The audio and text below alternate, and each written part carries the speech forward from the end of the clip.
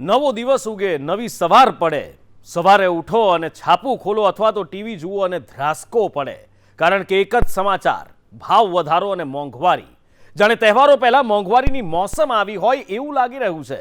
અને આ વખતે મોંઘવારી ફક્ત હવે વાહનો પૂરતી સીમિત નથી રહી, પણ સીધો જ પ્રહાર થઈ રહ્યો છે સામાન્ય જનતાના ખિસ્સા પર. મહિનાની શરૂઆત મોંઘવારીની સાથે થાય અને મહિનો પૂરો થતા થતા આ મોંઘવારી કેટલાય રેકોર્ડ તોડી જાય એનો અંદાજ લગાવવો મુશ્કેલ થઈ જાય. કેમ કે ઈંધણના વધતા ભાવ તમામ વસ્તુઓને મોંઘી કરી રહ્યા છે, જેના કારણે સામાન્ય જનતા નિસહાય થઈને સવાલ પૂછી રહી છે: જીવવું તો જીવવું કેવી રીતે?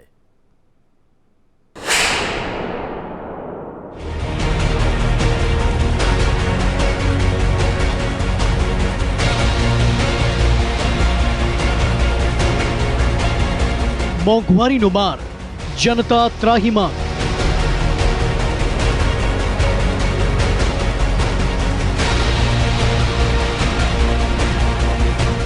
નવો દિવસ, નવો ભાવ, નવી મુસીબત.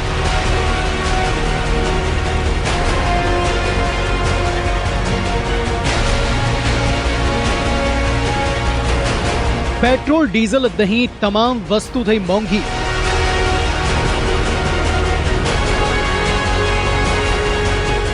મારતી મોંઘવારી પર નથી કોઈ નિયંત્રણ. પહેલી તારીખ આવે એટલે હાથમાં પગાર આવે અને મધ્યમ વર્ગ ખુશ થાય. પણ આ પગાર હાથમાં આવે તે પહેલા જ દર મહિનાની પહેલી તારીખે ભાવ વધારો લઈને આવે અને આ પગારની ખુશી પહેલા તો વધતા ખર્ચાનો ગમ ઘેરી વળે. રસોડામાં વપરાતી લગભગ તમામ ચીજવસ્તુના ભાવ આસમાને આંબી ગયા છે અને પેટ્રોલ તથા ડીઝલની કિંમતો હવે બાકી રહી હતી તેમ વધી રહી છે અને તે વસ્તુઓના ભાવમાં વધારો થવાના સંકેત આપી રહી છે. રાજ્યના 7 જિલ્લામાં પેટ્રોલ સદી ફટકારી ચૂક્યું છે અને ડીઝલ પણ સદી ફટકારવાની તૈયારીમાં છે. સૌથી વધુ પેટ્રોલના ભાવ ગીર સોમનાથમાં પ્રતિ લીટર 100 રૂપિયાને 61 પૈસા છે, તો છેલ્લા 9 દિવસમાં ડીઝલ પણ પોણા 2 રૂપિયા મોંઘું થયું છે. ત્યારે હવે સીએનજીના ભાવમાં પણ 2 રૂપિયાને 56 પૈસાનો વધારો ઝીંકી દેવાયો છે. તો કોમર્શિયલ એલપીજી ગેસના ભાવમાં મહિનાના પ્રથમ જ દિવસે 43 રૂપિયાનો વધારો ઝીંકાયો છે. શાકભાજીની આવક ઘટતા તેના ભાવ 3 ગણા વધી ચૂક્યા છે. કઠોળના ભાવ પણ પ્રતિ કિલો 20 થી 40 રૂપિયા વધી ગયા છે. ખાદ્ય તેલમાં એક વર્ષમાં 62% વધારો થયો છે. એક પછી એક વધતી મોંઘવારી માઝા મૂકી રહી છે અને તેમાં રાહત મળવાના કોઈ અણસાર સુદ્ધા નથી. મેન જળ જે છે ડીઝલ મોંઘો છે, ટ્રાન્સપોર્ટ મોંઘો થઈ ગયો છે, એના લીધે વસ્તુ પર ભાવ વધી ગયા છે. શાકભાજી જો, કરિયાણાની જો, બધાની એવી જ પોઝિશન છે. તેલનો ભાવ જે 120 રૂપિયા હતા એ 140 પહોંચેલા છે. ખાંડનો ભાવ 38 હતા એ 42 પહોંચેલા છે. ચણા દેશી આપણે ગણીએ તો 60 વાળા અત્યારે 65 રૂપિયાએ પહોંચેલા છે. વાલ છે તો એ 60 રૂપિયાવાળા 80 પહોંચેલા છે. પછી મગ છે તો એ 80 રૂપિયાના હતા એ 90 પહોંચેલા છે. દરેક કોઈ પણ વસ્તુ તમે ગણી લો, બધામાં 10%નો વધારો સામાન્ય ગણી લેવાનો રહે. જીવન જરૂરી વસ્તુ હતી અને અત્યારની જીવન જરૂરી વસ્તુમાં ઘણો બધો વધારો થઈ ગયો છે.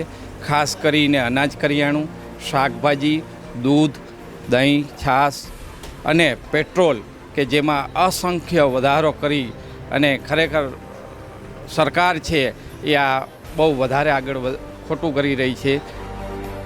ચારે તરફથી મોંઘવારીનો માર પડે તો જનતા કઈ રીતે સહન કરે? ન શાકભાજી સસ્તા, ન કઠોળ સસ્તા, ન ટ્રાન્સપોર્ટેશન સસ્તું. તહેવારો પહેલા તેલ પણ મોંઘું. પણ સરકારને તો જનતાની પાયાની સમસ્યાઓ તરફ જોવાની ફુરસદ જ નથી. રાજ્ય સરકાર કહી દે કે મોંઘવારી તો કેન્દ્રનો વિષય છે અને કેન્દ્ર સરકારના મંત્રીઓ કહી દે કે ભાવ તો નહીં જ ઘટે. મોંઘવારી આ શબ્દનું રાજનીતિમાં ભલે ખાસ કોઈ મહત્વ ન રહ્યું હોય, પરંતુ સામાન્ય માણસના જીવન પર આની મોટી અસર થાય છે. કોઈ બોલે કે ન બોલે, ક્યાંક આંદોલન થાય કે ન થાય, વિપક્ષ રસ્તા પર નીકળે કે ન નીકળે, પરંતુ સામાન્ય માણસના મન, મગજ, ખિસ્સા પર મોંઘવારીની અસર ચોક્કસ થઈ રહી છે. અને સૌથી વધારે અસર થઈ છે પેટ્રોલ, ડીઝલના વધતા ભાવથી. લોકોની સ્થિતિ અત્યારે એ હદે કથળી ગઈ છે કે એક સાંધો ત્યાં 13 તૂટે. માંડ માંડ કરીને પોતાના પગારમાંથી ઘરનું ગુજરાન ચલાવે ત્યાં તો કોઈને કોઈ વસ્તુમાં ભાવ વધારો ઝીંકી દેવાય અને ફરી પાછા હતા ત્યાંના ત્યાં. ત્યારે સામાન્ય માણસ સવાલ કરી રહ્યો છે કે જીવવું તો જીવવું કેવી રીતે? હવે દરેક જગ્યાએ તો ચાલતા જવાય તેમ નથી. અને પેટ્રોલ, ડીઝલ, સીએનજી બધું જ મોંઘું થાય એટલે દેખીતી રીતે જ ટ્રાન્સપોર્ટ મોંઘું થઈ જવાનું, અને ટ્રાન્સપોર્ટ મોંઘું થાય એટલે બધું જ મોંઘું થાય છે. ઓક્ટોબર મહિનાની શરૂઆત લોકો માટે આઘાત લઈને આવી છે. લોકો જ્યારે વ્યથિત થઈ જાય ત્યારે કોની પાસે જાય? સરકાર પાસે એમને આશા નથી રહી, પણ આશા નિરાશાને પાર લોકોને હવે આદત થઈ ગઈ છે. પણ આ આદત ક્યાં સુધી રહેશે એ પણ સવાલ છે. માત્ર ને માત્ર રાષ્ટ્રવાદ કે સરહદ જેવા મુદ્દાઓના આધારે ક્યાં સુધી લોકો સહન કરતા રહેશે એ સૌથી મોટો સવાલ છે. થોડા દિવસો પહેલા આશા બંધાઈ હતી કે જીએસટી હેઠળ પેટ્રોલ, ડીઝલ આવશે તો ભાવ સસ્તા થશે, પરંતુ આજની ઘડી સુધી એક પણ રાજ્ય સરકાર પેટ્રોલ, ડીઝલને જીએસટી હેઠળ લાવવા તૈયાર નથી, કેમ કે આવું કરવાથી તેમના આર્થિક હિતો નહીં જળવાય. પણ નાગરિકના હિતોનું કોઈ કેમ નથી વિચારતું? વર્ષ 2019માં જે પેટ્રોલનો ભાવ 71 રૂપિયાની આસપાસ હતો એ આજે વર્ષ 2021માં 100 રૂપિયાને પાર થઈ ગયો છે. છેલ્લા 9 મહિનામાં આ ભાવ 19 રૂપિયા જેટલો વધ્યો છે.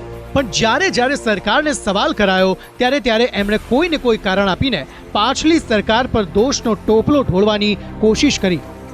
મોંઘવારીને લઈને છેલ્લા 9 મહિનામાં કેન્દ્ર સરકારે 9 તર્ક રજૂ કર્યા. 18 ફેબ્રુઆરીએ ખુદ પીએમ મોદીએ કહ્યું કે પાછલી સરકારોએ ઉર્જા આયાતની નિર્ભરતા પર ધ્યાન રાખ્યું હોત તો આવું ન થાત. તો 20 ફેબ્રુઆરીએ નાણામંત્રી નિર્મલા સીતારમણે કહ્યું કે આ ધર્મ સંકટ છે અને રાજ્યોએ પણ રસ્તો કાઢવામાં મદદ કરવી પડશે.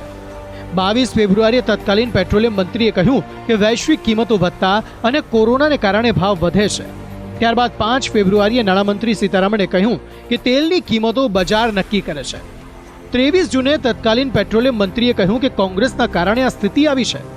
ઓઇલ બોન્ડનું દેવું છોડીને સરકાર ગઈ છે અને છેલ્લે 16 ઓગસ્ટના રોજ નાણામંત્રી સીતારમણે પણ યુપીએ સરકારને જવાબદાર ગણાવી હતી અને કહ્યું કે યુપીએ સરકારે 1,44,000 કરોડનું ઓઇલ બોન્ડ જાહેર કરીને ઈંધણની કિંમત ઘટાડી હતી.